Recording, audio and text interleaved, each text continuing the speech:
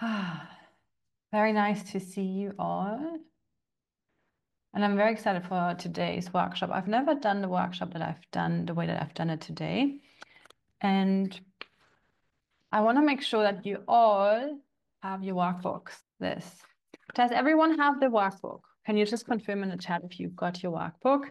This is what it looks like. It will be useful.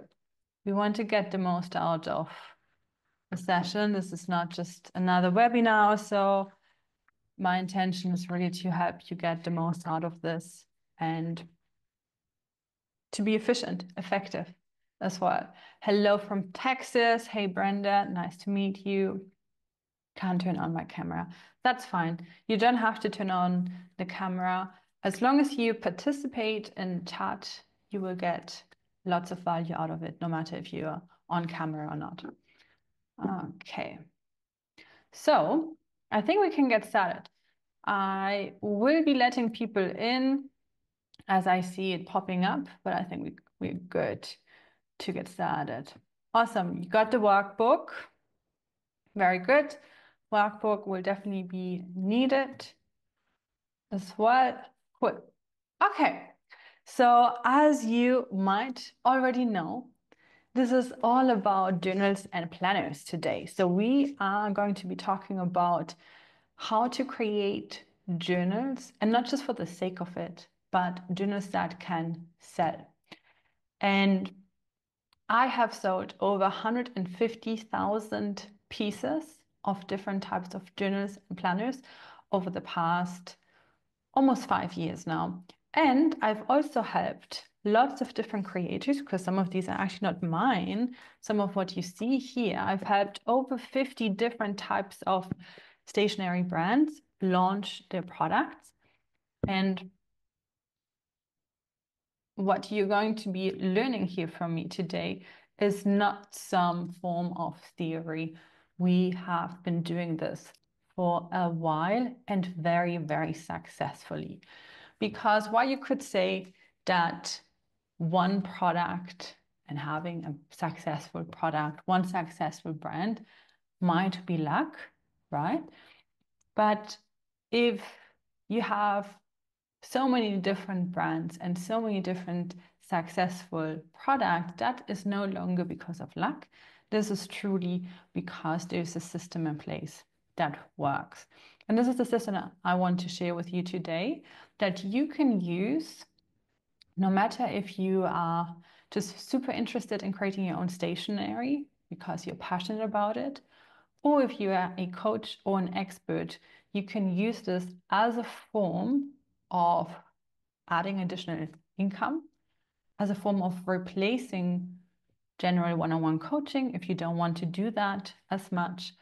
And you can also use it as a funnel. There are lots of different ways that you can do that. I'm happy to explore and answer as many questions as possible. You will see I don't have any presentation, no slides for you, because I want this to be as interactive as possible. You've also seen that I have a second camera, and I'm going to use a notepad a lot. So I'm going to be showing you the path of how to go from idea to actual sales live together. We're going to go through it. And then any type of questions that are important to you to know how to apply that for your situation, we can answer those as well. Okay, are we good? You ladies happy about that? Then let's go. I'm going to quickly introduce myself because I think many of you don't know me yet. My name is Laura Buhl. I live in Germany and I mostly sell journals and planners. I also have affirmation cards. I've also have habit trackers and other types of paper products. And I sell them online mostly. And over the past few years, I've sold over 150,000 pieces. And this truly came out of almost like an accident, but truly a very deep passion. I'm a certified life coach. There's divided opinion about the life coach school, but I certified with the life coach school as well and have done tons of additional certifications from hypnotherapy to like NLP, all sorts of different things. And I love it. I love personal development, but I didn't love life coaching or one-on-one life coaching. So I couldn't see myself pursuing that career because it didn't fit me personally. But creating personal development journals, because I anyway was buying so many of them and so many planners, I could really see doing that. And that's when I tried to step into that type of personal development tool, offering that type of personal development tool instead of coaching. I was very inspired by the 5-minute journal. I saw that in 2013 when they first launched the product. And I was just so amazed. I wanted to create something like that, but it took me 7 years to actually do it because I had so many self-doubts. I didn't know how to do it. There was no trainings around how to do it. I felt very lost and I didn't feel like I was capable of doing it. First, because I'm not an English native speaker. Second, because I was not working with a publishing house. Like I thought that you needed like a publisher to do this. There were so many questions around that where I didn't feel like, okay, I could be doing something like this in any way. 7 years later, in 2020, I inched myself forward and tried print on demand first. So I created my first manifestation journal and then I created a ADHD type of planner. Because I personally have ADHD and I found there's a method that helps me stay more organized and get actually quite a bit done, even though my brain is not always very cooperative. And that took off. And that's when I finally got the confidence to create actual planners and journals. And the rest is history. In 2021 and 2022, I had the first few people wanting to get support, also creating their own stationery brands. And since then, I've worked very closely with lots of different stationery brands. And also I created a membership that is a very affordable way to learn how to do this as well. And here we are today, and I have a very ambitious goal. I would like to have millions and millions of people be able to use guided journals and planners, guided cards to improve their lives. I actually envision that at some point in the next few years, there's going to be a big portion in bookstores that are specifically for people that want to get guided journals. I see a notebook doesn't always give us enough structure. A book often gives us too much content and doesn't really invite you to do the work that is required. So often we just read books and it becomes more passive. So guided journals and planners I see like as the perfect middle ground because it helps you implement. And we've seen that in the last few years how popular guided journals and planners have become. And I'm going to show you a few members' products as well. And I will share a few successful launches of just the past weeks as well to share with you. There's so many different types of niches out there, and there's so many different types of paper products that we can think about. And this almost feels like a gold rush time. If we are still very early in this trend, we see it growing a lot. And now is such a beautiful opportunity, and I want to support as many as possible to create their very own stationery products. And then at some point, we can impact hundreds of millions of people with guided products. So this is the main goal. I want to share with you today, and I've got something prepared. Let me see. It's the first time I'm trying it this way. So earlier was like experimenting with like my phone and my camera, if we could do it, because usually I like to use a whiteboard, but this way I find it's much easier to read. So I think you should be able to see it on the full screen. Are you able to see it on the full screen, or am I just myself? Awesome, wonderful, very happy about that. Okay, so in today's workshop, we are talking about journals that sell. And to me, that sell are very important because no one is going to have impact from your product if they can't find it. So we need to always make sure that we reverse engineer this in a way that your idea is going to lead to sales and therefore is going to be in thousands and thousands of people's homes, in their pockets, in their bags, at school with them, or wherever they're taking them.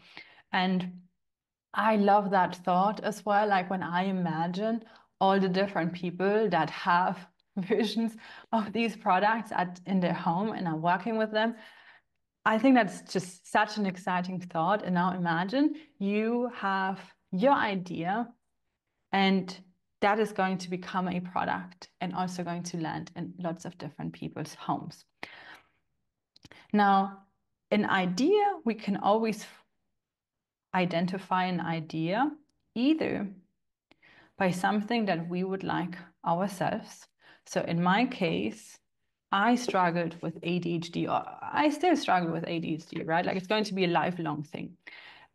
But there are ways to help me manage my day better, especially as an entrepreneur, as a mother of two, and now I also got a dog, just added another bit of things to add on my plate. But I need different things to help me get clarity and also get out of overwhelm. So I use paper a lot. I find paper has this wonderful effect, and many people that buy paper products tend to agree. And no, digital products are not winning over physical products. I often get that question. Isn't it now too late to create physical products like physical journals? Aren't people using like the online ones, maybe on an iPad or so? Why some people do, most people still prefer to buy physical journals, similar to buying books. We have like the Kindles, the e-read, like all of these things happening available to people, but still many people prefer to have a physical book, and that's not going to go away. Truly, I believe that is actually going to be stronger because while in last 10 years all sorts of online courses and all sorts of like online things have been super popular, there's a bit of a fatigue going on. Like, how many PDFs have we all downloaded, or how many freebies have we gotten? Like, I don't even want to know how many things I have that I've never opened, never used, because it's like downloaded, put somewhere on my computer, and pretty much forgotten, right? And a physical product is just a very different experience. This is a sample, so it's empty. But it's just a very different experience because you have it somewhere lying around and it helps you stay on track. So let's get started. I don't want to get lost in time too much. Then let's get started. Any questions that you have, please put them in the comments. I'm more than happy to answer. Okay, so we started with the first step, which is your idea. Do some of you already have some ideas that you want to be working on? Feel free to post them or just let me know if you do have an idea or not. I'm just going to pin this around and let's look at ideas. So an idea, if you are a coach, could be from your clients, right? What do they need? Or potential clients. Let's say you are a weight loss coach. You could have a planner that goes along with what you're doing already, or it could be a starting point like a 50-day challenge or something like that, that introduces the client to whatever else you have. Maybe you have a membership and so on. A physical product can always be a standalone, but it can always be combined with whatever you already have. You could say, I actually don't want to combine this with any existing business. I'm seeing creating a planner or a journal just as a business on its own. Then what you can think of is, are there any life experiences, passions that you might have that you would love to have a product? We've seen all sorts of different things in our community, from people that are passionate about pets. You could be passionate about pets. It could be that you experience grief. So you always wanted to help others with grief and create like a grief journal, right? Maybe you've made lots of experiences in life and you're thinking, wow, I would love to have some form of like a legacy journal, how to pass that on to the next generations. Maybe you're like me and you struggle with something. You could be struggling. In my case, I struggled with ADHD. It could also be that your child is struggling with ADHD, so you might be creating it for someone else. But if you see, there's always a commonality. Usually, you're creating something either to solve a problem, and that problem could be yours, of like a previous you, past you. It could be from someone you know.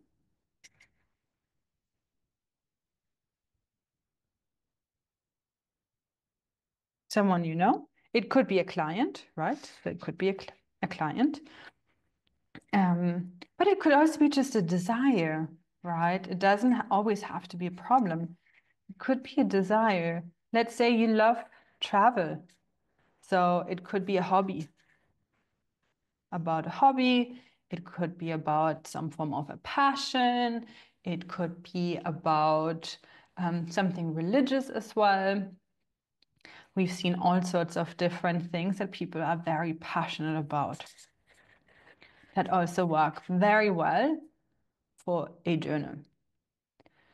I like to have a list of different ideas because just having an idea doesn't mean we can just go for it.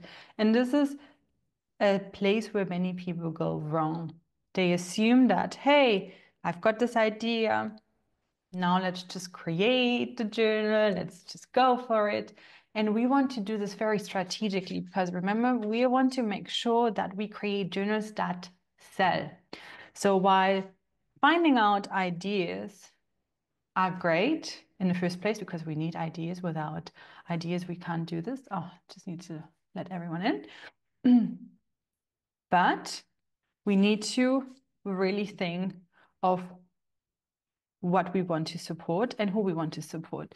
Do you need to put who is it for or what problem you solve in the title of the front cover? You don't necessarily have to do that. You could in some cases, but sometimes it is better just to have it on the belly band. So the belly band is usually a paper. I'm sure you've seen that. If you go to a store, you have a paper belt that goes around with some description. So if you, for example, create something for busy mothers, so it could have something more aspirational here. It could have like a nice like an icon of a house, of something that represents harmony, and then it could say the ultimate planner for busy moms to keep their lives organized and get everything done. That's just on top of my head. We could, of course, refine that a bit.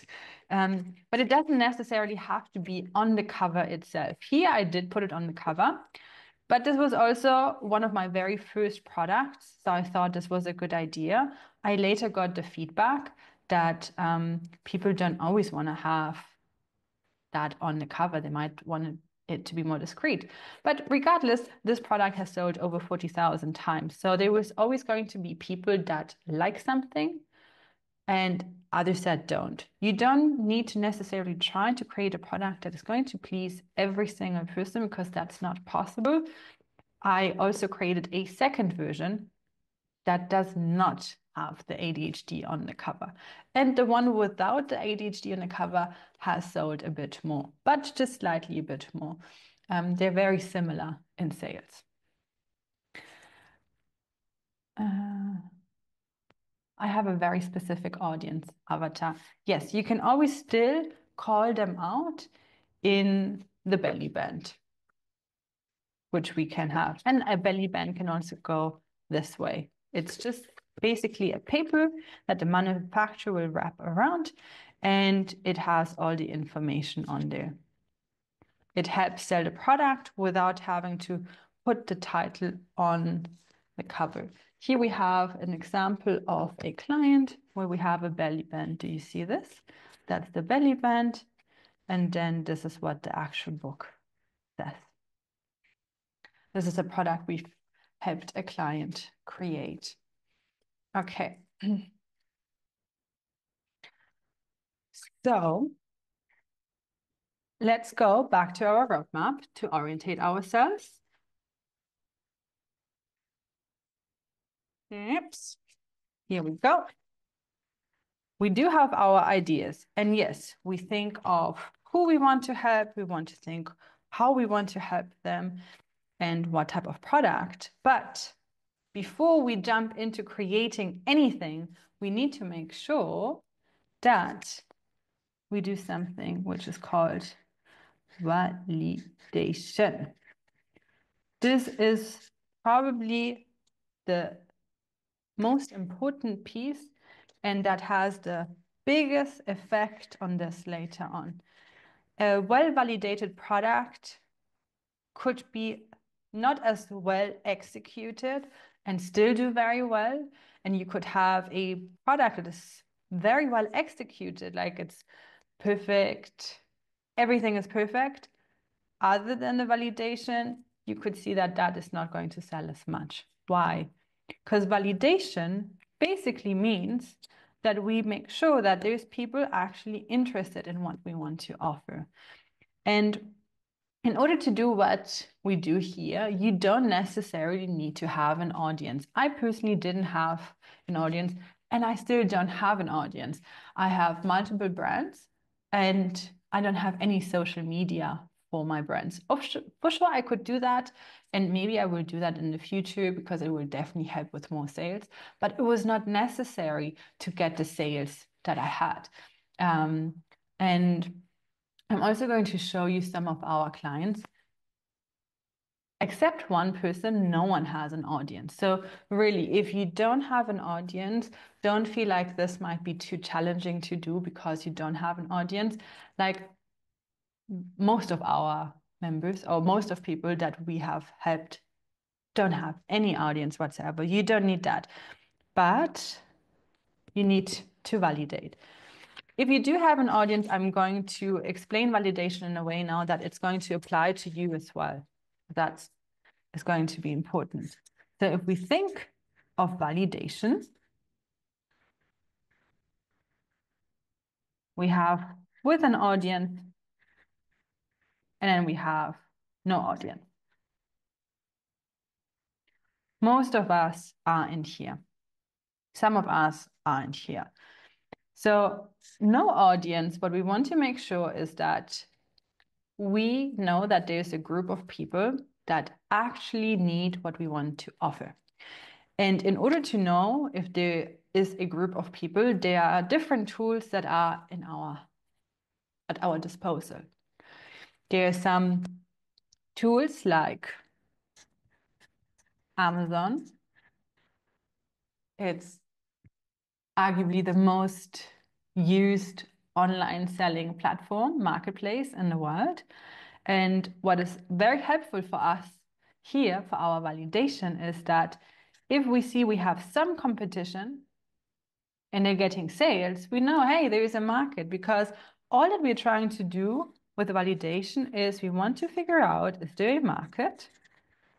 Is there a market? And market basically means there is demand plus willingness to spend money on what we want to offer. That's basically what we need to figure out. That's all our validation. Because we cannot just assume because we want to buy something that everyone else would want to buy it, we will use Amazon. We can also use Google, right? Google the idea that you have. Are there other competitors? Here it's harder to see if they're selling or not. Amazon I prefer because you can really tell if they are selling or not. Google as well, Etsy is a place, but our favorite place is always Amazon because it's the most accurate, and because it's so widely used, it's very reliable for what we want to do. Now, if you do have an audience, you can very simply do two things or combine two things. You can have a poll, basically whatever method of communication you have, either it's email, socials, YouTube, whatever you have.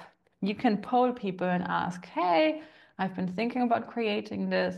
If I did, would you want to have it? Would you buy it?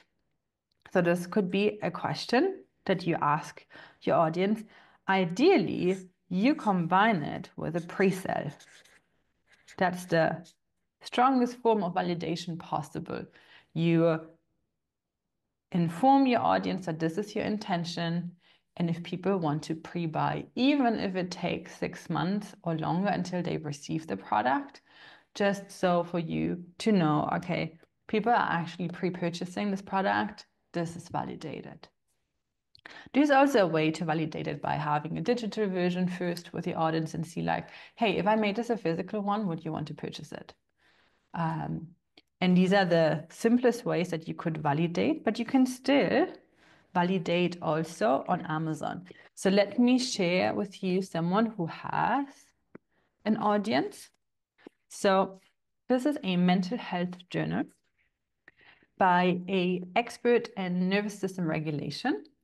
And she has an audience, not a massive one, but a really nice audience that is very familiar with what she's doing. But she's used Amazon to validate her idea, and we found out that many people are searching for mental health journals. We knew there is a market, and this way she could reach new people and support them with nervous system regulation, which is what this is about. So this is a sample, so there's lots of post-its in here, but this is a beautiful journal to help people daily with the nervous system regulation. So you can always combine that and think about what's your intended outcome. Do you want to have new clients if you have another business? Do you want your journal to be independent while it can still tie in? So this is a purely new form of income for Leah, that's her name. And it can support what she has, but it can also independently live. And she is now creating other products as well that help with different aspects of mental health, tying all her different expertises into different products. So if you want to think of like, okay, what is my intended goal? Do I want it purely to nurture, to support existing or an existing audience or an existing client? Or do I want to get new people? If you want to get new people, you would want to also validate it outside of what you have as well. Is that clear? Let me see if I'm missing any questions. Brenda's asking, do you still produce the ADHD one with it on the cover? Yes, I still do produce it. Are you going to discuss how to find the right printers to work with or print-on-demand options and how to navigate managing inventory costs? I am going to cover that, yes. That would be nice. No socials. How long is this call? Will there be a replay? This is going to be roughly 90 minutes, so another hour roughly. And there's going to be a replay for just a few days to encourage you to watch it. Okay, so we've got step 2. We have the validation. Very, very important. What do you think does come after. And I'm going to share with you later as well why I'm so focused on Amazon and how many benefits that has as well. But when we are looking at having these two steps done, the next step is actually figuring out what our special sauce is going to be for our product. And the way that we can think of special sauce is that we can think of, so this is one of my products. This is a shadow work journal. And I found that online there was only print on demand paperback types of versions. If you've ever bought a paperback journal, you know how horrible the quality is and how not enjoyable it is to use it. So for me, I really wanted to have a beautiful, well-created journal, and I could validate that there was lots of people looking for shadow work journals. And my secret sauce, special sauce, became, let's offer a premium version, a well-manufactured one that has nice design, right? That has well thought content, and with that, offer a different type of shadow work journal. And that turned out to work because there are people that would prefer to have something that's well manufactured and that is not just a print-on-demand journal. I don't have a print-on-demand journal next to me, but it's basically similar to a book, right? Like a paperback book. The quality is often rubbish and the experience isn't the same, which is why I no longer do print-on-demand at all, because I don't like the experience for the customer. And I've often gotten the feedback as well that people, the paper does bleed through it. It's just not meant to become a journal necessarily. So this was my way of adding special sauce. Adding a special sauce could also be if you see that all of the other products are very busy, very colorful, to add a minimalistic, beautiful version. And let me see if I can actually share my screen, because I want to show you a real example of how this was done, because I think that really helps. So let's do this.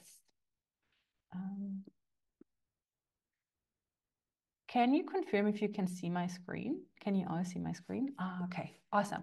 So this is a very recent launch. This is from Shamani, and she launched this product 3 weeks, 2.5 weeks ago, roughly. And do you see this as an end of life planner? This is basically to organize all your final wishes, all important documents, and all of these different things so that your family has that. And if we look at end of life planners in general, a lot of them are very busy. They are made out of paperback. They don't tend to look very elegant or long lasting. It didn't fit her as well. She had like a very particular idea of what type of elegance a product should have as well. And this is her secret sauce, her special sauce. And it's just very new and already started selling very well because so many people find exactly the same. They would not buy all the other ones that are so busy, that don't look of high quality. And she put attention into detail, selected a beautiful cover material, and created a very successful launch already, a very successful product from the get-go. There's not any ads that had to be turned on.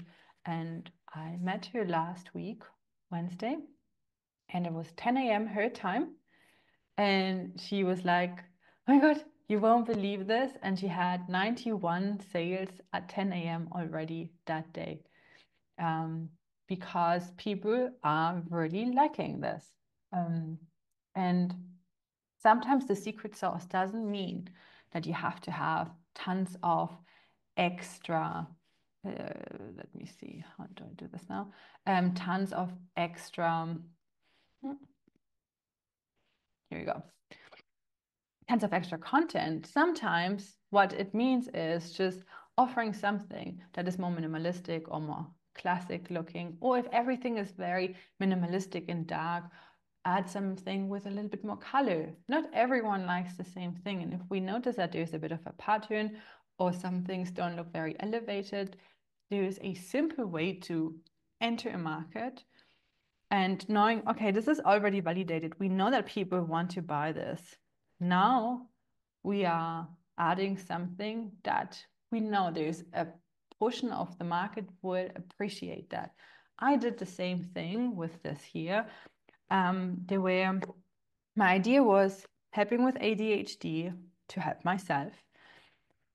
I validated the idea. There was lots of people searching for it. My special sauce was that this is going to be a beautiful minimalistic looking product with a beautiful linen cover. It looks of higher quality and with that has a higher perceived value as well. And my interior was going to be less busy than others. And that special sauce led to over 40,000 pieces sold of this particular product.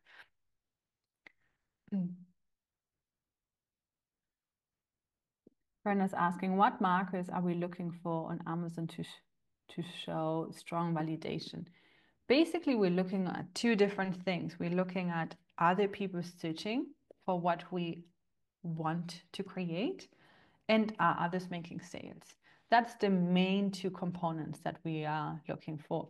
So if you want to get started already with it, what you could do is look for your ideas and see if you see any competitors. And Amazon, although it's not fully accurate, Amazon will show you the sales, right? Let me show you this here again. So Amazon here shows you, okay, more than 200 of the gray color were bought, more than 200 of the mellow color were bought. This is not accurate in that it usually underreports. So if you see 50 bought, then you can already assume that there could be a lot more than 50 sold. Sometimes it's very accurate, sometimes it's less accurate. We do have a different example of a recent launch. So this is a member of ours. She launched in just 4.5 weeks roughly ago, or maybe 5 weeks ago. And she has sold over 900 pieces already. That's what it shows here. In reality, it's over 1,000 pieces she sold already in her first month. And how were we able to validate this? We figured out that vision board book is something that people are searching for, and we saw competitors making sales. There is a bit of a software, and there's a few additional steps that you would take once you want to really pursue this seriously, just to be sure as well.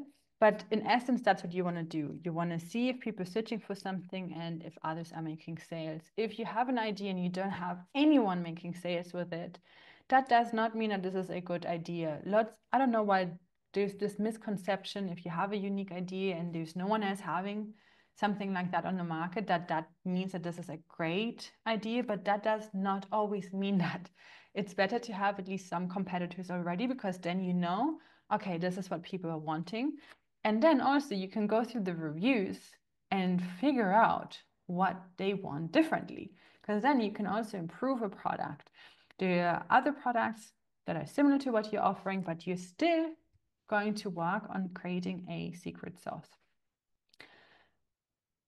So yeah, this was just a recent launch as well, which I'm very, very happy about. Okay, special sauce. once we have a special sauce and we have decided either it's the content that we're doing in a certain way or it's the exterior we're doing in a certain way, then we want to start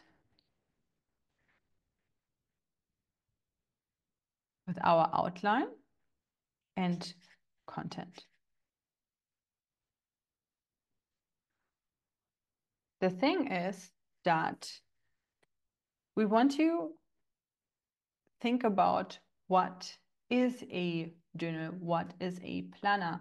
Oftentimes you will notice that many journals and planners tend to have repetitive pages because it's often supposed to be a practice. Now, there are different types of journals and planners, and there are different ways that we can think about this. But before we can jump into that, I find this to be very helpful. You want to think of two things. A, where they're starting, basically the before, and then what they are hoping for, the after. And then everything in between is your journal. And if we want to outline this, we can think about it in certain steps. So if I think of this journal here now, we are thinking about people that are anxious, anxiety, that are feeling dysregulated, that are feeling stressed. Stress. Oh, sorry. I might have some spelling mistakes. Stress. So what do we want them? We want to help them with nervous system regulation. Now, nervous system regulation might be quite a bit. We might have to think of steps. We have to tell them, here is how you can feel that you're not regulated. Then these are some things that you can do.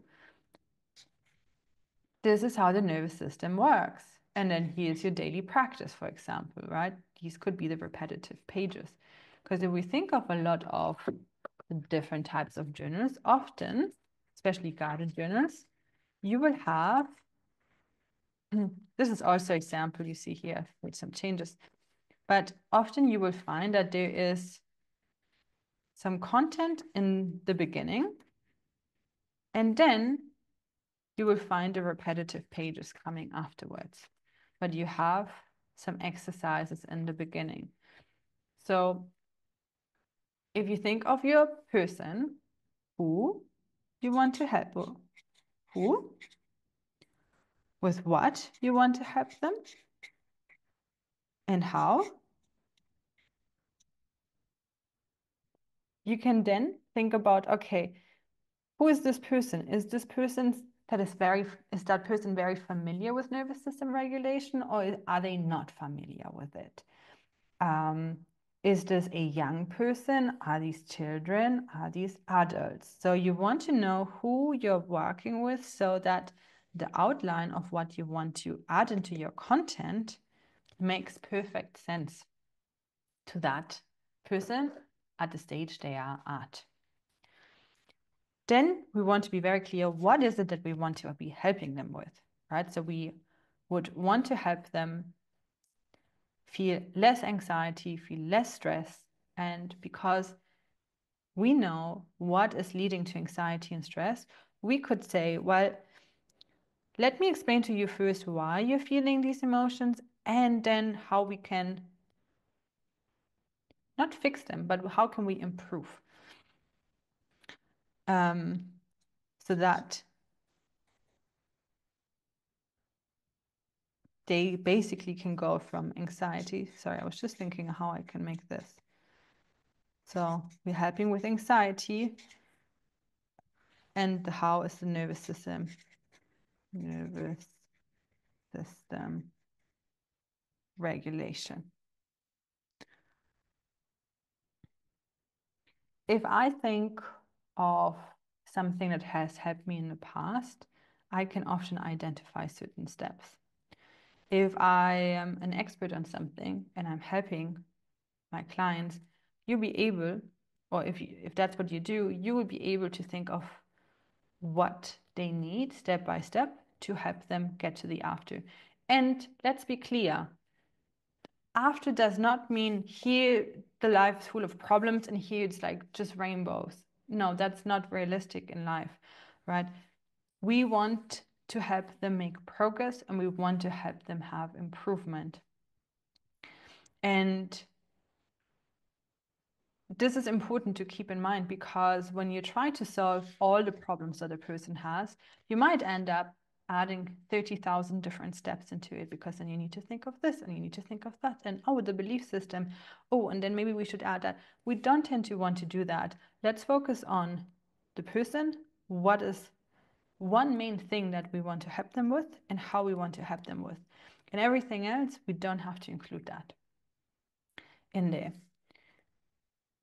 I personally like to do that with Post-its, and I like to think of a journal in 3 different portions. So I have a beginning,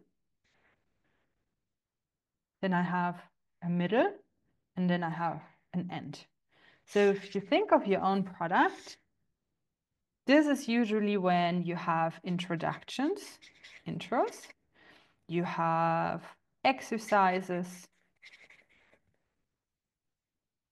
you have maybe a place where they can get more clarity. Basically, you want to give them clarity or explain them something that they need, like any prerequisites that they need. The main piece is the actual journal. And the actual journal could be repetitive pages every day, repeat pages. But you could also have every day a different page, right? Like a prompted page. Prompted page, where every single page is different, right? Let's say you have a 1-year journal to improve your life, and every day there is one prompt to answer. It could also be a sort of like tracker pages or like log pages, which go into like the repetitive page. You could also have like a few key pages that do repeat themselves. For example, here we have a few key pages that repeat themselves. So hey, you have daily pages that repeat themselves, and then you have weekly reflections that repeat themselves weekly.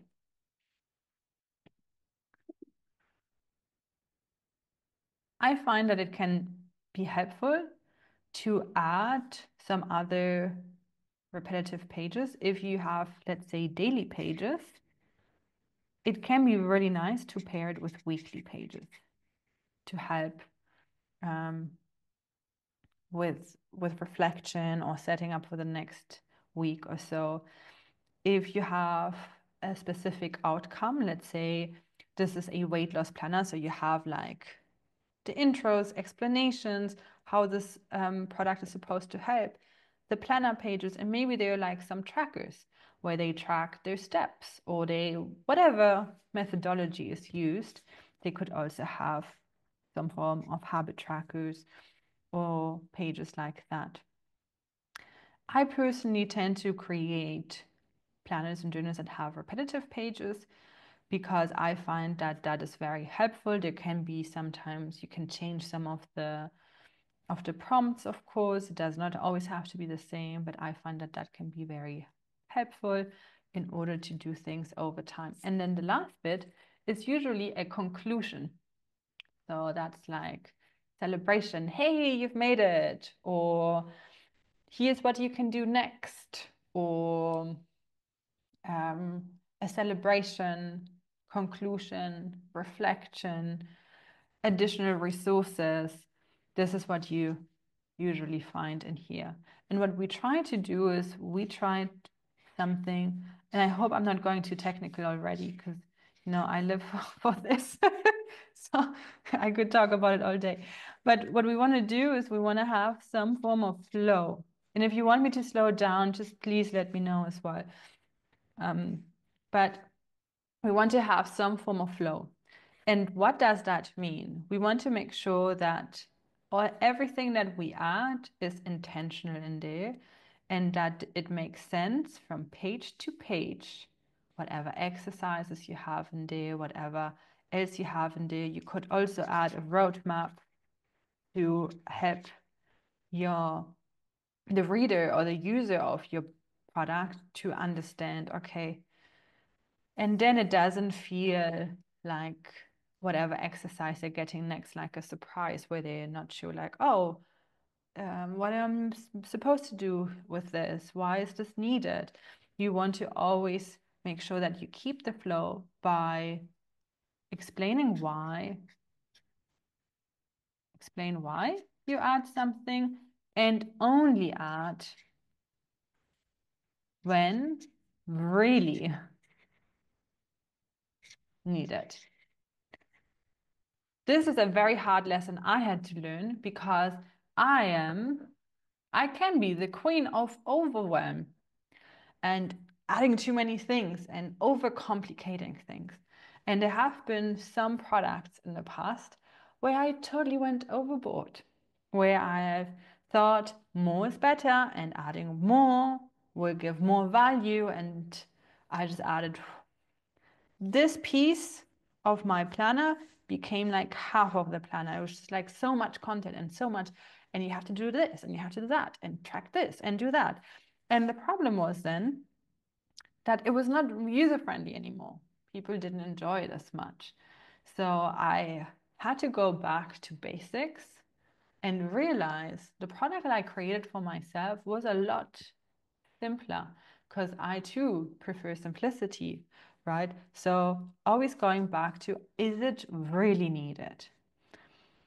Introductions often are really needed. Some exercises often can be needed to get the clarity. But if the exercise is just for the sake of having an exercise, don't do it. It has to tie in to what they're doing here. And this is why when we create products, either for ourselves or for someone else, one thing that we always go back to again and again is the A to B journey. We try to see, like, is this truly going to help? Is this person going to get it? Do I need to explain this a little bit more? Do I have to remove it? And I keep thinking about, okay, I want to get them from here to here. What are the steps? And I find the easiest way to do this is intimately knowing this person. I find for me, the best products that I have created were products that I created for myself. Because if I have gone, oh, because I've gone through certain transformations in life, I felt I understood this journey quite well and what is needed. So it's a lot easier to create something that you do for yourself or someone you know very well. Let's say you create products for children, maybe you have your own child in mind. Let's say you're creating products for elder people, maybe you have your parents in mind, maybe you have your clients in mind. There are lots of ways to create products for people that you really know well, because then this is going to be so much easier. Because then you can almost sense if something feels off or it feels right to include. Now, creating the content once you have this actually is not as intimidating as you might think. And it might not take as long as you think as well.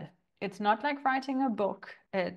You will see that lots of pages do repeat. The actual original content, or not original, the unique content that you need to create might only be 40 pages or 30 pages, which is not as much as the 250 pages a journal or planner has, which is pretty nice. Actually, I am doing a workshop on the 1st and 2nd of March, which is a create a journal in a weekend. In a weekend.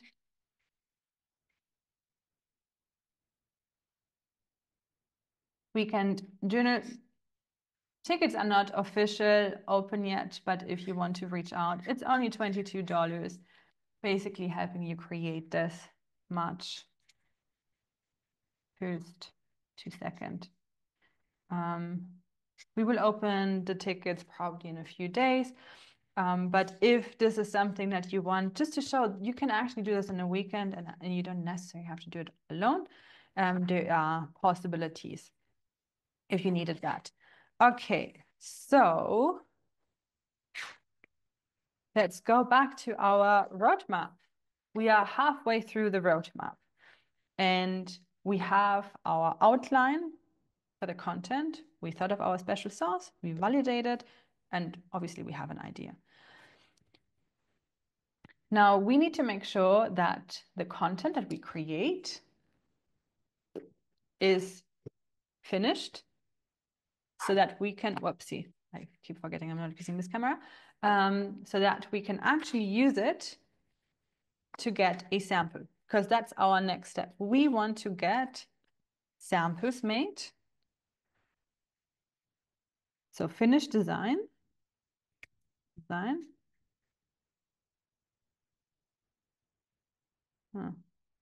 okay, you know, and samples.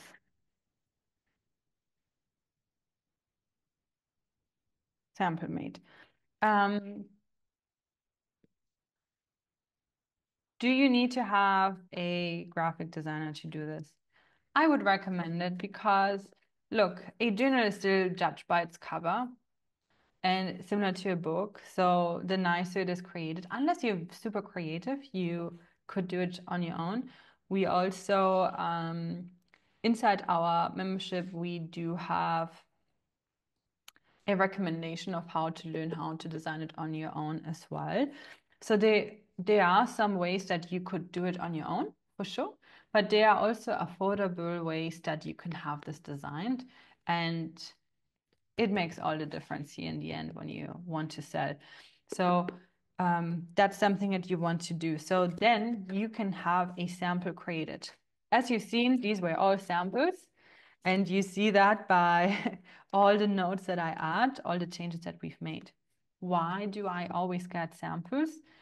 Because seeing something digitally or seeing something maybe on a file or even if you print it out, you'll never have the same feeling of then actually seeing the product and seeing like, hey, do I want the cover to be this way?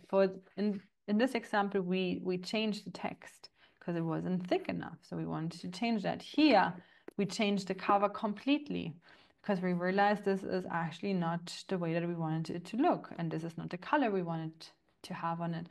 So we tend to get samples. Samples just, they're very inexpensive and a very important component of what we are doing. And important to get that done. Because once we are sure on a sample and we have gone through all of the changes that we want to create and notice, does it make sense? Is there a flow? Does it have everything that it needs? Can we reduce some of the things?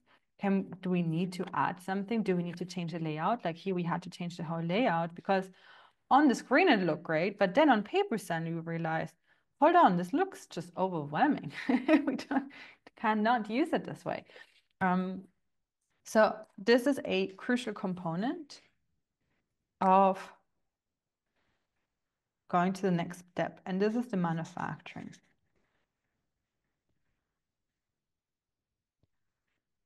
So I've been doing this now for a few years, and let me tell you something. Manufacturing was probably the hardest part for me to figure out. And because manufacturing, there's different options. And I want to show you all the different options because I've seen quite a few questions here, right? So when it comes to getting the product printed, we have options. We have print on demand options.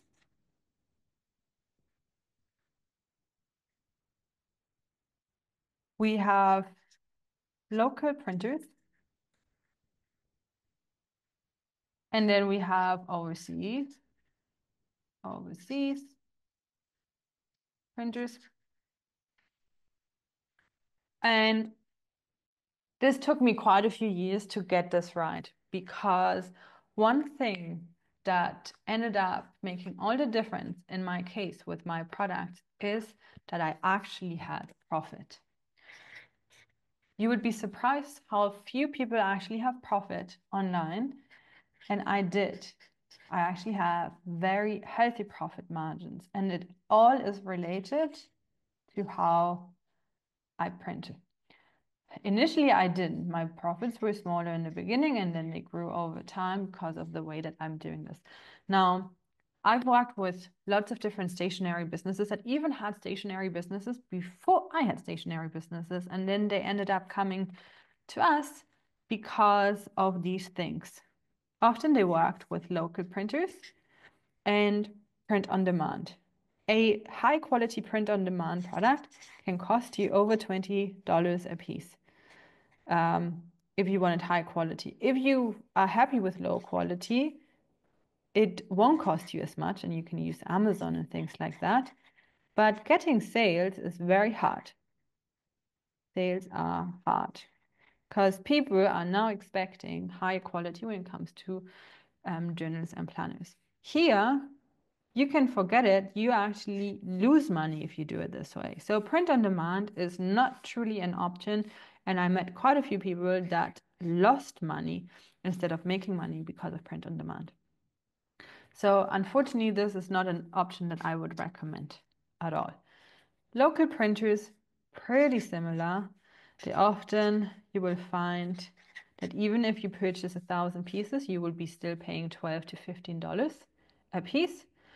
And you can go to any local printer, you can verify this information, and you will notice that this is often the case, and you still have high minimum order quantity, so you would still have to order maybe 1,000 pieces, even at this high of a price. If you're lucky, they might even ask you for 5,000 pieces and still give you this price. So here again, this is not ideal, and we don't have the best margins. It makes it very risky. And some people will calculate this and think, but hold on, Laura, this is actually a great margin. If I sell at $35 and I purchase at $12, this sounds pretty good to me. Well, not truly, because you will have other costs that come by having a business, and your return on investment is going to be a lot lower, because even if you invest $15,000 and you only make very little profit, you invest that just to make maybe a few $1,000s in profit. So you need lots of capital for little profit, making this very hard to succeed. Now, this is then the route that I went. I went with overseas printers, and I started paying between $5 to $6, sometimes $5 to $7 per piece. This is how much I had to pay for my first few products. And then I at least made a bit more of a profit with the shipping. So I had to still ship the product, but I invested roughly 14,000 in 2,000 pieces to get it out. While it worked out well and I sold out, it was quite a bit of a risk that I had to take for still it's a relatively good profit, but still, if you are doing this independently, you want to have a bit more wiggle room, and you want to reduce your risk in the beginning. You want to have less capital invested. Here, at least you had already double, right? So it already makes a big difference, because 2,000 pieces I sold at that time for $34, right? So I don't know how much that is right now, but yeah, almost $70,000 in revenue. There's lots of costs as well that are always associated when you have a business. So my profit margins were still here, but it took time. Once I ordered more than $100,000 worth, I'm just very transparently telling you everything. That's when I was able to go to like $2 and below. And this is what the big players are paying. And this is why they are so competitive. I was able to lower my prices to the end user between $25 and still $30.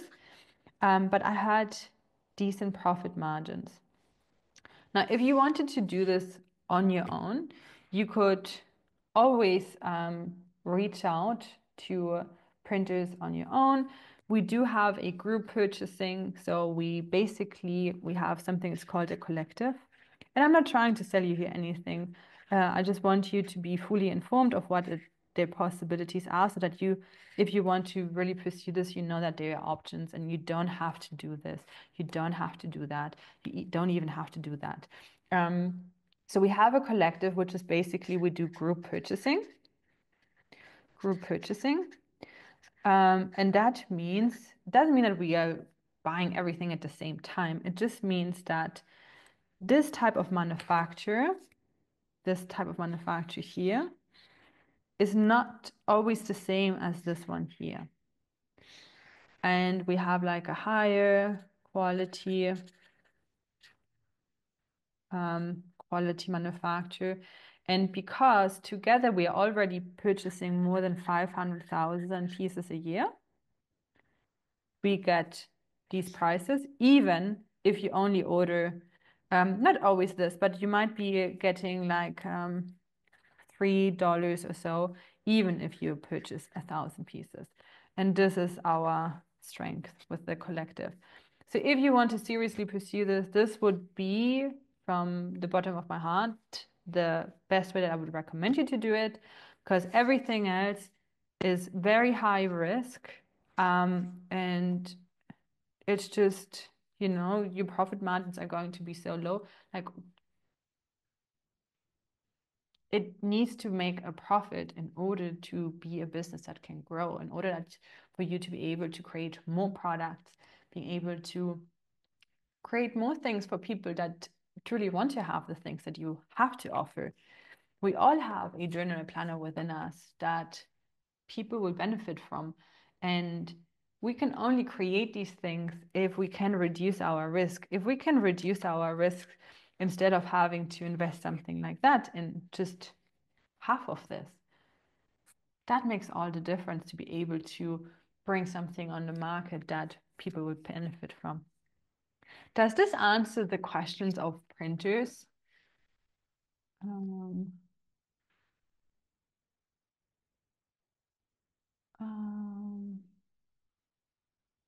Wondering if you will discuss pricing and profit margins. I can go a little bit deeper into pricing and profit margins, but this is like a rough overview.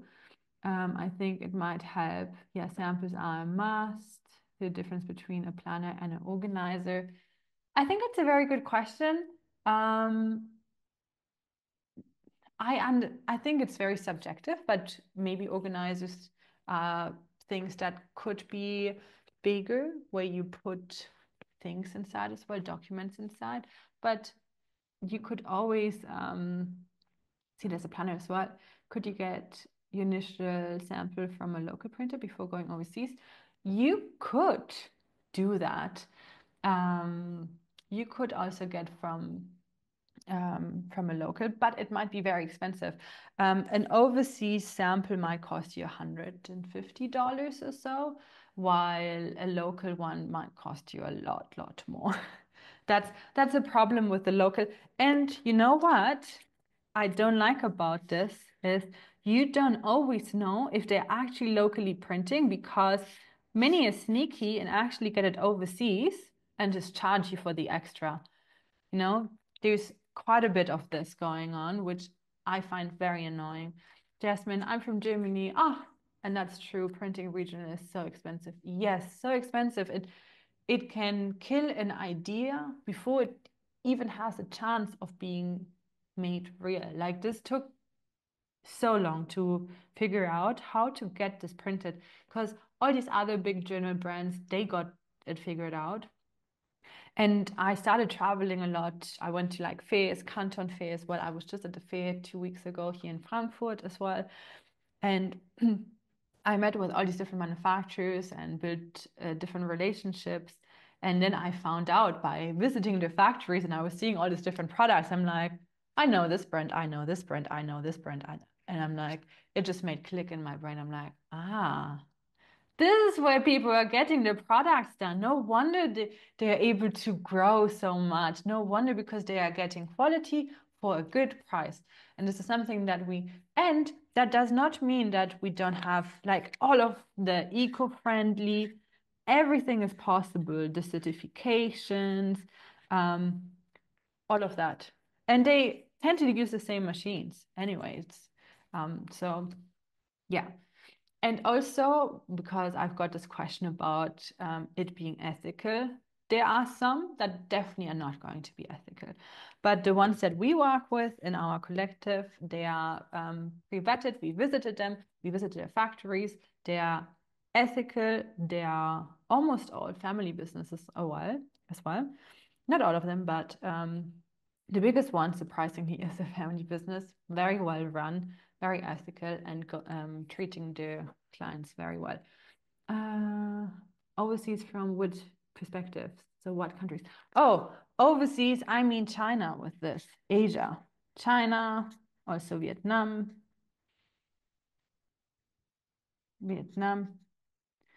And I wish I had a video actually, because sometimes when I speak about getting things done in China, people just imagine like small little dirty printer. Like these are like high tech, beautiful, um, great printers. I visited quite a lot of them and visited their factories. And one that I now work with that I keep talking about, this one here, it took me 2 hours. I took my brother with me and also one of a stationery brand that I have worked with. And it took us 2 hours just to see all the machines and to walk through the factory. That was how big it is. It was just beautiful to see all of the things that they were making and very high tech. And I'm in Australia. Is it possible to be in yeah, location doesn't matter. Actually, I can show you products and just quickly share with you where people are from, just so that you know. So here from the US, this is also from Australia, a newer product. This is one of my products where I removed the ADHD, Canada, Florida. So different places. We also have from Europe, from Australia, New Zealand, from Asia, from almost anywhere in the world, I would say we do have people creating it. Location is totally not something that can hinder you in this type of business. It will, however, matter in the way that you want to print, not in the abilities of how you could print, but in how you want to print. And let me check that. So manufacturing, once we got that figured out, then actually we need to figure out shipping. And in order to be able to figure out shipping, we need to know what our sales channel is. And that's where your question fits in perfectly. So you would have seen that most of the products that I'm showing you at the moment are on Amazon. And this is because most of us are selling on Amazon and there's benefits to it. We also have people here that are selling directly on their own website. And actually, I want to show you, this is super cool. She was actually mentioned in a newspaper. How cool is this? Or not a newspaper, like a magazine. I think that's pretty cool. And we also have other people just purely selling directly on their website, or wholesalers. So they like surf shops and places that sell this product. So you don't have to sell on Amazon. You definitely can sell on your own website. You can definitely sell in retail and say, I'm not going to do any of of that as well. But let me tell you why many of us sell on Amazon, because there is a very clear advantage to do this, especially as a stepping stone. It doesn't have to be like the only way you do things, but it can be a phenomenal stepping stone. Because if you think of running any type of e-commerce business, and I don't know, has anyone here already run one? If you have, you know what I'm talking about. Many people that create an e-commerce business, they have what I would call the e-commerce nightmare. E-com nightmare. And the e-com nightmare is that you now have to be there 7 days, always available. You have new orders coming in, so you have orders unless you have a fulfillment service. But you have orders you have to bring for shipping. You have really rubbish shipping rates initially because you don't have established any volume yet. So you have like really rubbish shipping rates. And you can barely take any time off because there's always something customer service and so on. This is why I love the Amazon route because, oh, and biggest nightmare here is getting traffic. Traffic. Oh my God, my brain is like, is it two F's or one F? Excuse me if it's not. Like, I sometimes blank on the words and like, what? Okay, so the Amazon route, main thing, customers. There are many buyers and they search for products, right? So it's easy to get buyers. Orders are fulfilled by Amazon. It's called FBA, Fulfillment by Amazon. That's how it's called. It's a service that Amazon offers for people that want to sell on Amazon. So you get buyers automatically. Amazon does your order fulfillment. Amazon does your customer service. They do your warehousing. Because here, either you put it in your garage or in a spare room, or you start hiring out. Because often to fix this nightmare, you have to spend a lot of money. You need to hire people, you need to get a warehouse, even external fulfillment services are not always the cheapest. So while this is often sold as a dream, it's not always, I find, maybe there's a solution out there I'm not familiar with, and there might be a way to do this more effectively. So excuse me if they might be, right? But I'm very familiar with this route and my clients have loved this route and many of them have had experience with e-com and know how difficult it is to find people to want to buy. So you get lots of buyers, you have very high conversion rates because people already have the credit cards in there, people trust Amazon, they know that the product will arrive. It often arrives the same day, depending where you live, or in 2 days. So there's lots of warehousing. And why is this so great for me or for anyone? I do not have to like 7 days a week check my account and see if there are new orders, if there's anything that I need to do. I don't ship, no shipping. I don't do any shipping myself. I don't even live in the same country, right? Like most of my sales come from the USA, some from Canada, some Mexico. And I live on the other side of the Atlantic in Munich, Germany. Munich, Germany. If I go traveling, this is not interrupted. If I'm sick, this is not interrupted. If I want to, take a vacation, this is not interrupted. Now imagine for 150,000 products ordered, how many people I would have had to hire just for customer service. Just people asking, where's my tracking number? Where's my package? I'm not finding this, blah, blah, blah. it would have been a nightmare. A warehouse, like where would I have put all of this? And this is why I love this. And this is why I think that Amazon can be a beautiful stepping stone. I see it as stepping stone. So this is the stepping stone. Stepping stone. So we have Amazon. And then you can always from there say, hey, now I want to do retail. You will have people asking for wholesale. I got wholesale inquiries and got some really decent sales from wholesale inquiries because people already see that you have a successful product. You can always have your own e-com store and then have Amazon do your fulfillment, at least for a bit, until you grow to a certain point that you will very affordably be able to use like an external fulfillment center.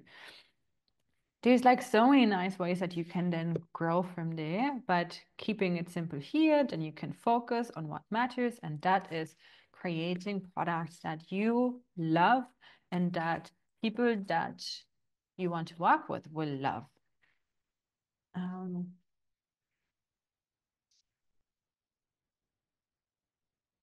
Sorry, I have too many pages.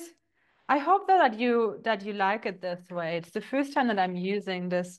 It's you know, I will optimize it over time more, but I think maybe this is more engaging. Let me know if what you think rather than a presentation. Now, and once we have the shipping, so what's really cool here, I don't actually touch my products. This is why I have so many, like, you might wonder, I have some samples that are blank, and because often I don't actually have the actual product sent to me, I sometimes purchase it, and I do have final versions of this product, of course, as well. But what I do is I have my finished product directly shipped to Amazon. And then I go where people are, where the demand is, and where sales are. That is the only reason, well, not the only, but one of the main reasons that we see products that have just gone on the market being successful in getting sales because on your and these are bigger examples. Why I'm not saying that this is going to be something that that will happen for you, right? But what I can say that this something like this doesn't happen by chance. This definitely comes because there is a strategy behind it, because we went through all of the different steps, the validation, the special sauce, outlining when needed. Here it's basically photos that needed to be designed, the sample, the manufacturing. Having a really good manufacturing price makes all the difference here for Stephanie because she has a really good profit here. She didn't use ads to achieve this. This is purely organic from Amazon, and these are just the numbers. She shipped it directly to Amazon. She doesn't have to store any of this. And she chose Amazon as her sales channel. She might have other sales channels later on, but wouldn't it be a lot easier to approach stores, to approach places when you can say, well, my first product on Amazon sold over 1,000 copies within its first month.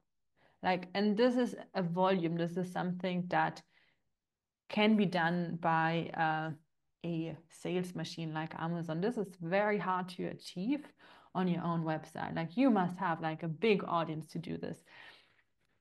There were no audiences here. No audience. No promoting. No nothing. Just putting it on Amazon and having validated it well. And that does make the difference in the end.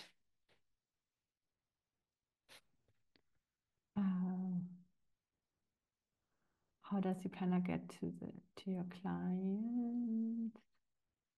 Yeah, Amazon ships it. I don't do any shipping myself. I've never shipped out a product myself. So this is all done by Amazon. And if you sell on Etsy, you can always connect it. So any Etsy sales, you can sell on Amazon and Etsy at the same time, and Amazon will still do the fulfillment. You can even have your own website, and then Amazon will still do the fulfillment. It can all be connected. But the point here is you don't want to create a nightmare for yourself. The point is to be able to scale. You don't want to have an ecom nightmare where you're packing boxes. I see sometimes these like TikTok videos where people are like, well, I got 100 orders now, pack 100 orders with me. And they're like until 3 a.m. packing orders. This is not what scale or freedom does feel or look to me.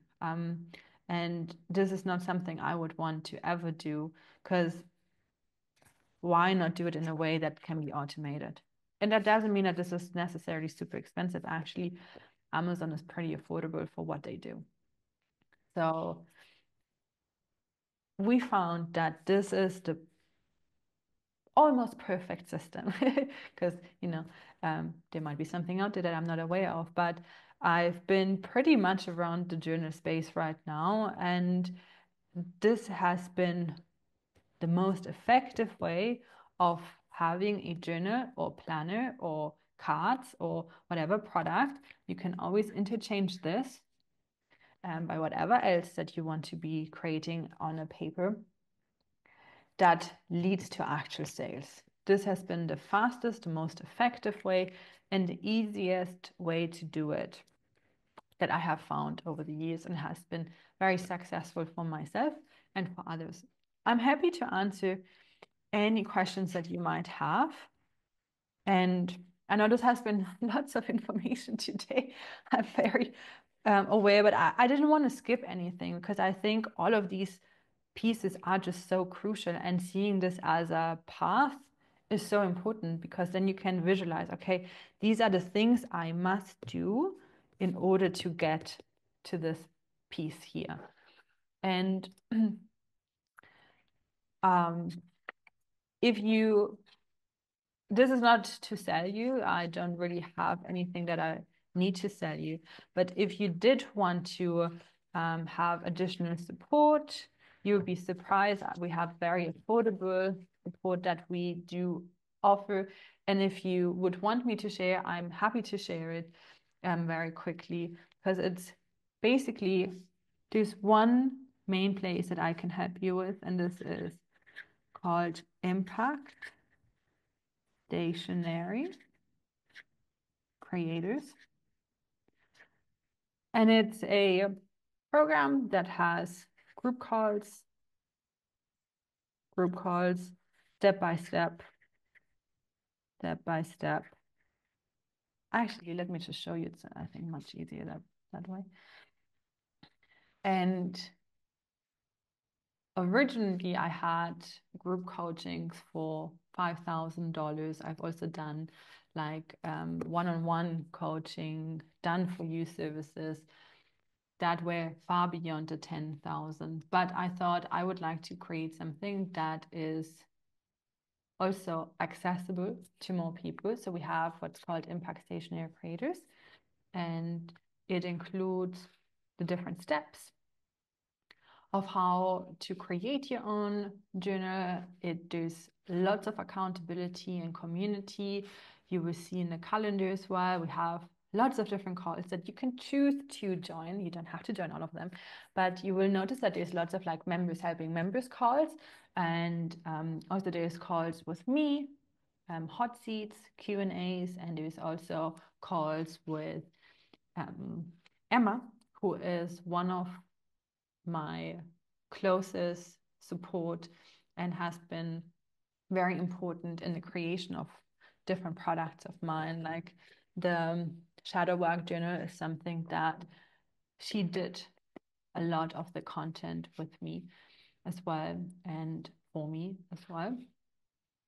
And there's all the support that you would need in order to get this done and ask you questions, have accountability, because in the end of the day, we know that implementation is always the hardest, but it is so much easier with other people.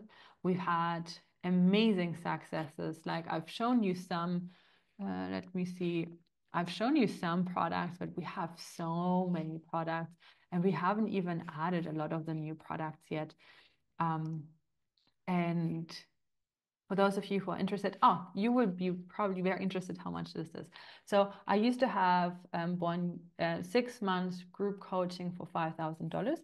This, however, as I said before, was going to always be something more affordable. So it's a membership for $111 a month. And you basically learn my steps of how I've done that. It includes how to sell on Amazon. And a group calls a step by step. This is the main thing. And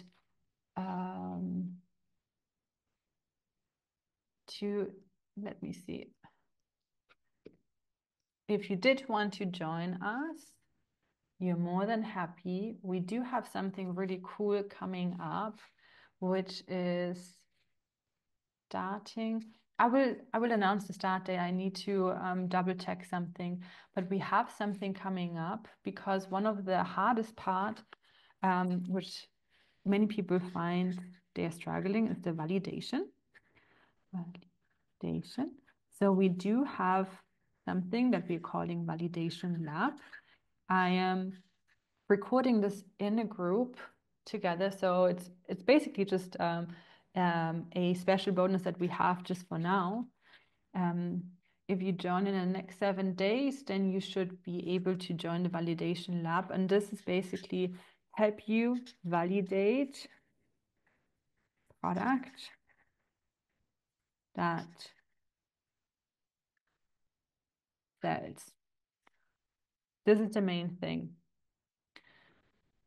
If you see the product that I've shown you, all the launches, they all have something in common, that we helped them with the validation part. They didn't just do this on their own, they had some help. So this is definitely something that would be very supportive in order to do that, next to like all the co-working, group calls, step by step. The community is incredibly vibrant and active, very, very helpful. And as I said, it's 111 a month. You can cancel anytime. There's no commitment in that sense, but just all the steps to help you do what we are doing. And we have a very high success rate. Like if you think about most courses, like you saw how many members we have. It's not like we have thousands of members, but in comparison to the members that we have, how many products are out there? Like we have a very high success rate because we don't try to overcomplicate this. We're just following the steps, and they have shown to work again and again. And that's what we do. And we are like-minded people, so it's really fun as well to connect with everyone else and see how supportive everyone can be too. So yeah, the validation lab, so for the next 7 days, so that would be next week. So next week, roughly, I don't know exactly the date. As I said, I will confirm this, but I think next either Wednesday or Thursday. I think it was Thursday, actually. So roughly Thursday, but you have roughly 7 days in order to be included in the validation lab as a bonus, where you get a lot more hands-on support. This is not something that we have ongoing. This is something special, as I'm recording some new validation content where we have that. So any validation support that you need. And I mentioned the create a journal in a weekend. Actually, you get it for free if you're part of the Impact Stationery Creators as well.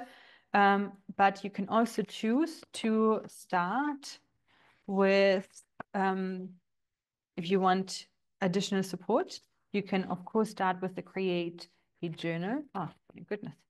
a journal in a weekend. We do have, I would send out, the tickets are not available yet. They will be available in a few days. And we will send out an email where you can purchase a ticket if you wanted to do that. And there are two different types of tickets. There's like a general one, and then there's like a VIP one that includes coaching calls with me, and also co-working with me. So we're actually working together. I'm creating a new product myself, co-working with me, Laura. And VIP tickets are basically, if you're part of Impact Stationary Creators, you automatically become a VIP. You don't have to pay anything additional, and then you get all the resources that are anyway in here. You get help validating your product, and then you get the weekend workshop for free. So for free VIP ticket. That's actually the only way to get a VIP ticket, to be part of the Impact Stationary community, because then we can incorporate some of the things as well in those VIP sessions too. That's basically all that I have. Of course, if you have questions, I'm more than happy to answer any type of questions that you have. Let's see. Can you sell on Amazon and on your website at the same time? Yes. And you can have Amazon ship it for you as well. That also works. You can connect it. Okay, what does it cost to sell planners on Amazon? So what does it cost to sell this is a very good question. Let me give you an actual example. Okay, so this product, I have a tool so I can tell you the cost of this product. So this is a big, bulky product. And if we look at the profitability calculation, I'm going to show you and set it up correctly. Okay, this is actually a little bit lower. So let's see, I think landed is roughly 7 together. Okay, so if we look, this is the price, these are the specifications. If we scroll down, we see the Amazon fees. So the fees are there, they're not small. This is why it's so important to have good profit margin and have a good printer. It makes all the difference. But she has really good profit margins, 43%, making $15 in profit per product sold, which is awesome. And because shipping it and manufacturing is actually a little bit higher than this, but the shipping is a little bit lower. Actually, let's correct this just a little bit.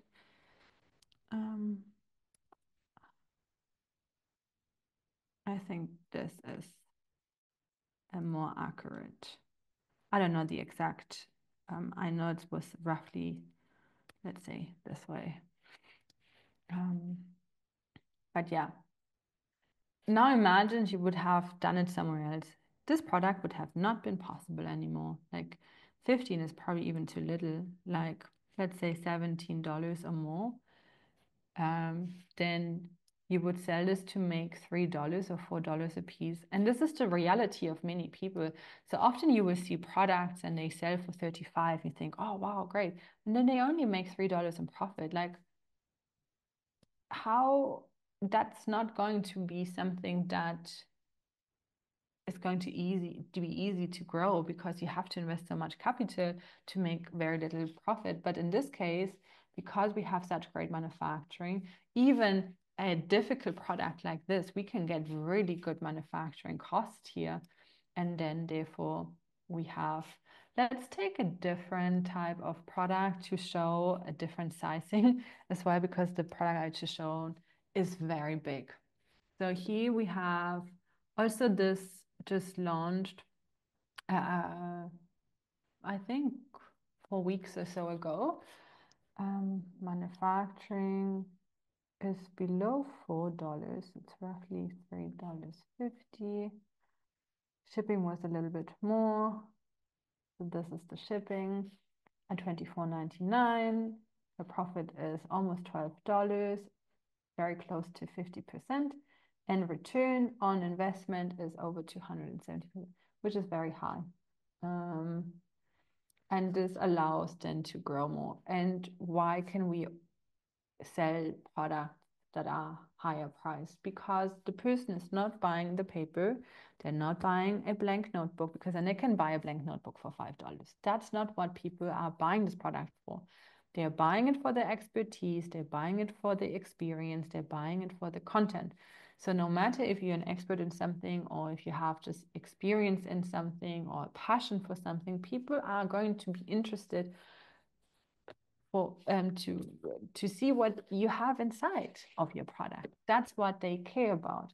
So here are two different examples of profit margins and why it is so important to have really good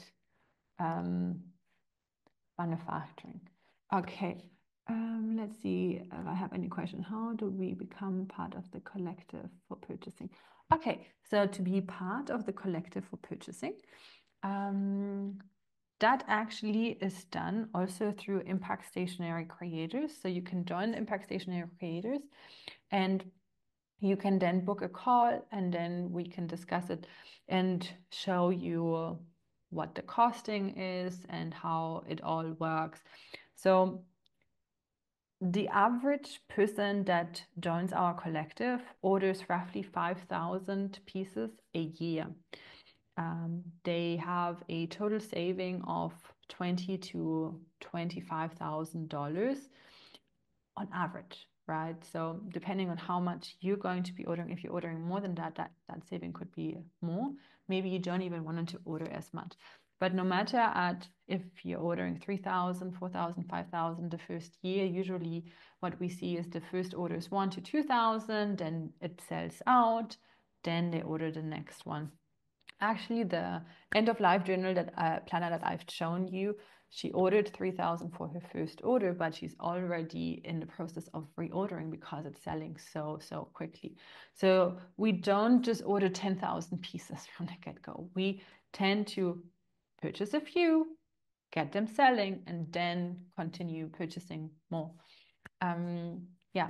So to be part of the collective, you don't have to start it right away, but you then also get the benefit of we manage the orders for you. So we do the communication with the manufacturer on your behalf. And then with that, you are under group purchasing. And if you are very interested in that, you can always email me as well about it. Oh, thank you for posting the link. I didn't even post a link. Thank you so much. What's the turnaround time from idea, sales to some? Okay. I have a very specific way of thinking about this. I like to grow the business as much as possible. Let me share how I think about this and then how you could approach this, because there is not going to be an answer that fits all, but these are different approaches. It depends what your income goal is and what you're hoping to get. I personally have gone the route of the compounding, where I pretty quickly went to 10K a month in revenue with roughly 35% in profit a month, which means I made roughly a profit of 3,500, right, a month. But what I did is I reinvested that so I can have more products. And then I ended up 200,000 a month. Nice profit. So my approach was, let's reinvest. So if this is time, this took me, I don't want to say it wrong, but it was more than 18 months, probably 2 years, roughly. 2 years, roughly. That's what it took me. Or maybe 2.5. I don't want to say it wrong. but roughly that time.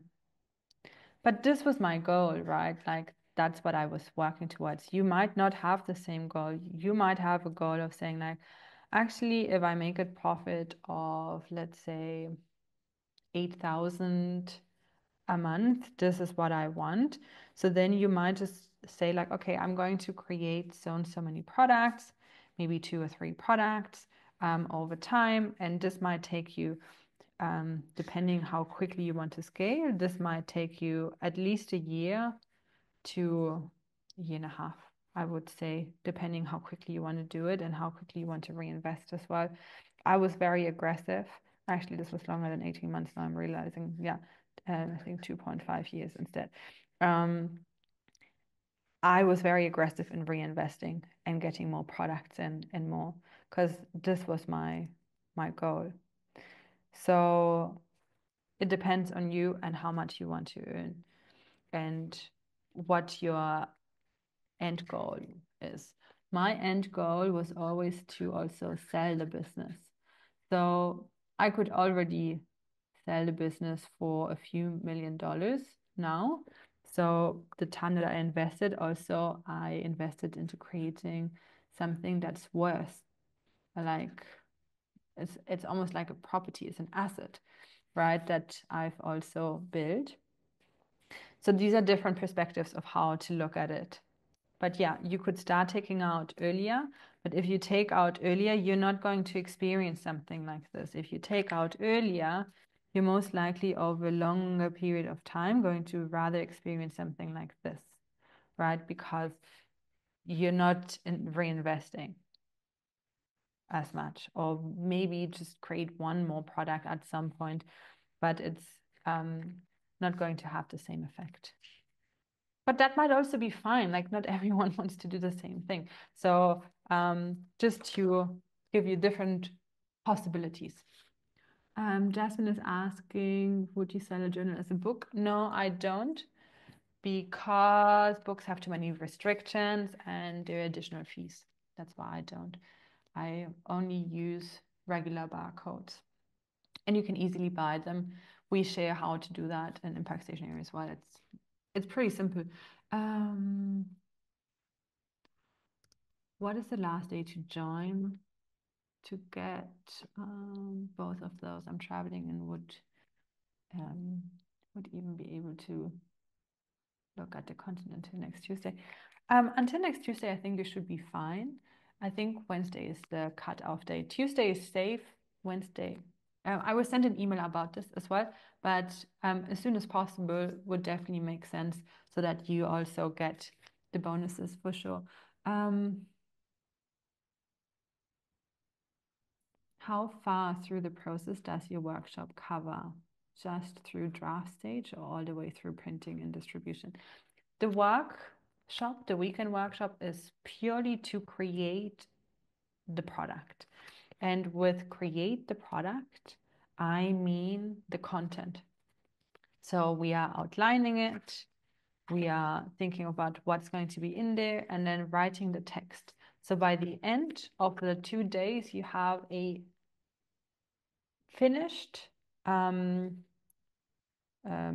deck, basically. So the copy deck is what goes to the designer if you decide to work with a designer.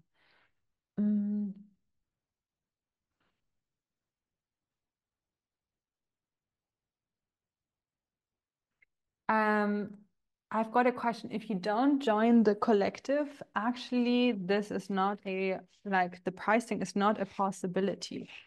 Because this manufacturer here, it is a possibility if you order like 50,000 or more pieces, then you could also get that possibility. But this manufacturer actually, they don't work with new orders unless they are a part of the collective, because then we do group purchasing and we manage the orders for you.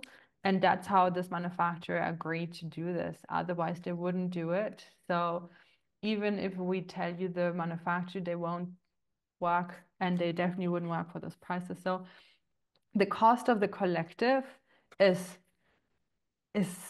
not comparable to the savings that you have anyway. that it makes absolute sense and you have it done for you. And this manufacturer, we've seen it in the past, they really want to have that done through like us so that it, because they've seen that people then send so many emails and it's very hard for them to manage. And they said then it doesn't make it worthwhile for them as long as we do it all together. That's when it's worthwhile. That's when we get the group discounts. Yeah.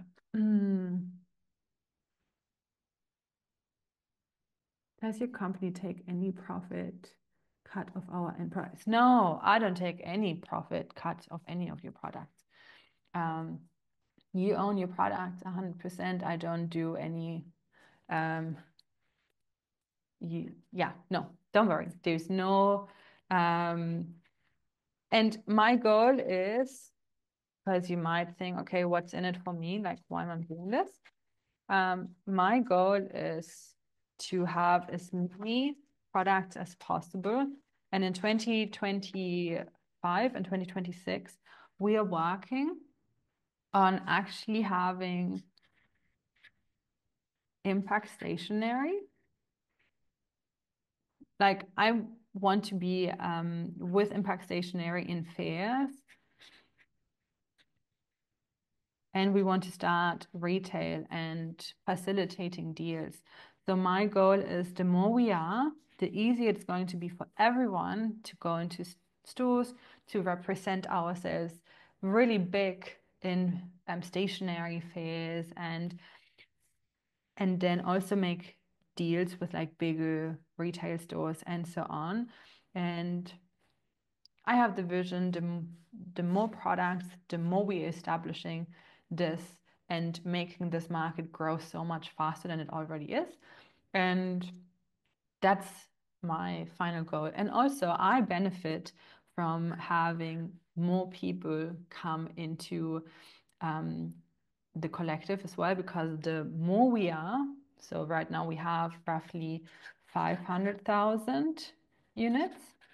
And a big portion is still there's a big percentage that comes from me, but there's lots of different products from the clients coming through there. And my goal is that we will get to 1 million units, 2 million units, and so on in the next couple of years, because then the benefit that we all have, no matter where you are at, like the pricing, also we will have other benefits, possibilities with manufacturers that we otherwise don't have.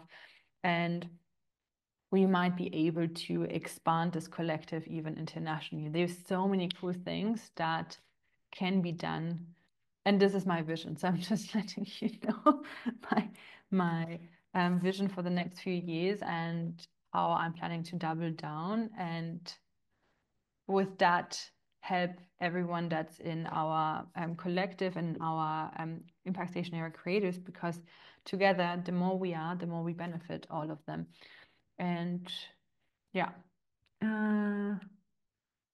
Oh, sorry, I'm missing so many. If I missed something, feel free to post it again, I think. Okay, so Brenda's asking, that's 200K profit per month? No, revenue. That was revenue. Yes, I could sell my Epic Self brand or business, and I have a few additional brands too. Where do you get format size for the planner from? Do you design this from scratch? I do have like standard sizes that I work with. This is A5. And when it comes to the interior design, this is something that the designer will do. I think of the content, and the manufacturer can always let us know what their specifications are and what they need for the files. After we join, do you have an affiliate program for us to bring in others? So Skool, the platform that we're using, they have announced that they will have an affiliate program very soon. So we are just so keen and just waiting any day. Hopefully it's going to happen very soon. And then yes, we are open to offering the affiliate program, and the more we are, the better. And if you know people, or even if you have an email list, or if you are interested, more than welcome, you know, of course. I want to sign up. Please be sure to email us the link. Let me also make sure that I add that actually in your workbook. Let me also show you this. Switch camera. This one. Okay, so in your workbook on the last page, you see this QR code. Probably you can even scan it if I hold it up like this. Let me know if that works. Maybe it doesn't work. But it's in your workbook. You will find that there's a QR code that you can use. And also let me post the link in here too. And I will, of course, send it out as well, but just want to make sure for anyone who wants to already join, you are, of course, free to join.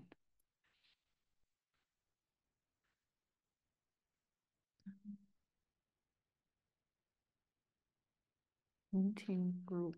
Yeah, that's where I want to send it. Good. So feel free to use that link as well. Then we have, does the 200K per month include the stationery collection? No, that doesn't include any of that. That was just my brand. And thank you for the transparency. Yes, I'm an oversharer. I always talk about everything that I think out loud. But I think I wish other people would do that more when I sign up for something, just, you know, talk about all the thoughts and what the intentions are behind it. Okay. Are they lay flat journals? Yeah, you can have any type of journal. They can be lay flat as well. That depends on what type of binding and sewing that you choose. Some will be more lay flat than others, and depending on how many pages. Sometimes they're 18 pages or 8 pages, 16 pages or 8 pages sewn together.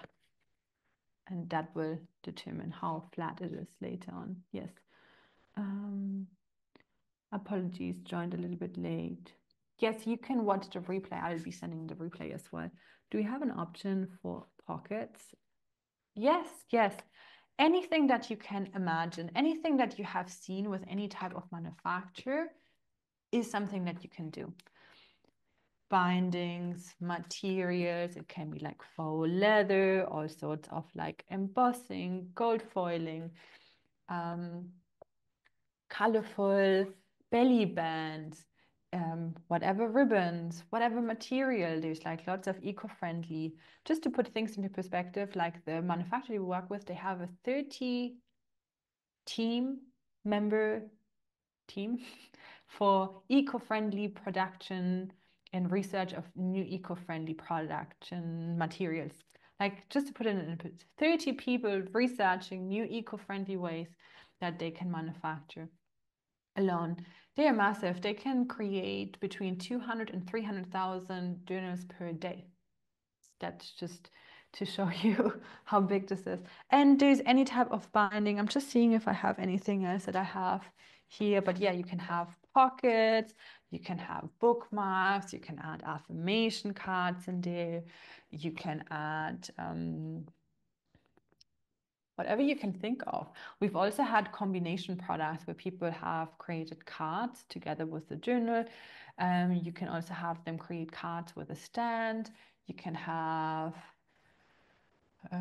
if you're into coloring, you can even have like specific like coloring types of pages that can be added. Like they also have any type of paper that you can imagine. They can help you organize lots of different accessories as well. Let me think if I can think of anything else.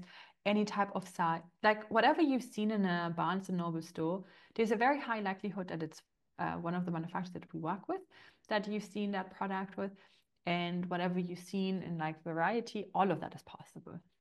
Yeah. Okay. Hold on, my chat is not scrolling.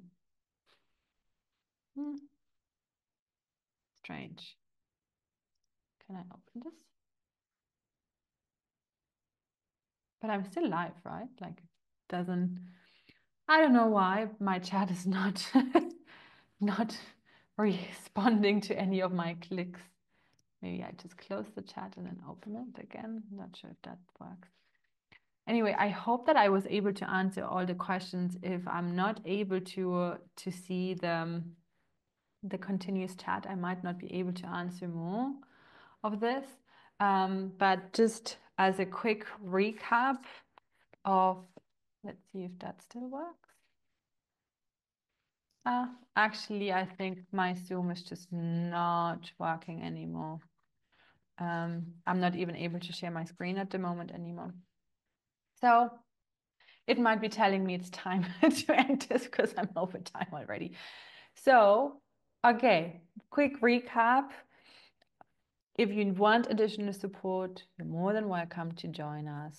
There are two different ways. You can either join our monthly membership, it's $111, no commitment, you can cancel any time, or you can get all the step-by-steps, it's $111. Or you can also say like, well, I want to join the weekend workshop, which is on the 1st and 2nd of March for $22. I would recommend you to do the Impact Stationery Collective because you get the bonus of the validation lab, which I think is going to be essential for many of you to get the help validating your product, because that's a very essential piece. If you remember the roadmap, I was saying that if you validate right, everything else can go like, and still you can have a success. But if you have put the perfect product but you have not validated it, then it can be a lot harder. So validation is the main piece, and that's a bonus. That is, it's not just like a, hey, here's a bonus. Like it truly is just something that I need to record, and I'm going to do this together with the group. And with that, I'm going to do case studies and support you as much as I can. This is something that I don't tend to do otherwise in such an intense, or intense is maybe the wrong word, as much. And you get the weekend workshop as a bonus anyway if you're into Impact Stationery Creators. And yeah, that's pretty much it. I hope you enjoyed this, that you found it helpful. You can go through the workbook, it helps you with that as well. And I really look forward to working with some of you that decide that you want to pursue this seriously. Then I'm very happy to support you with that.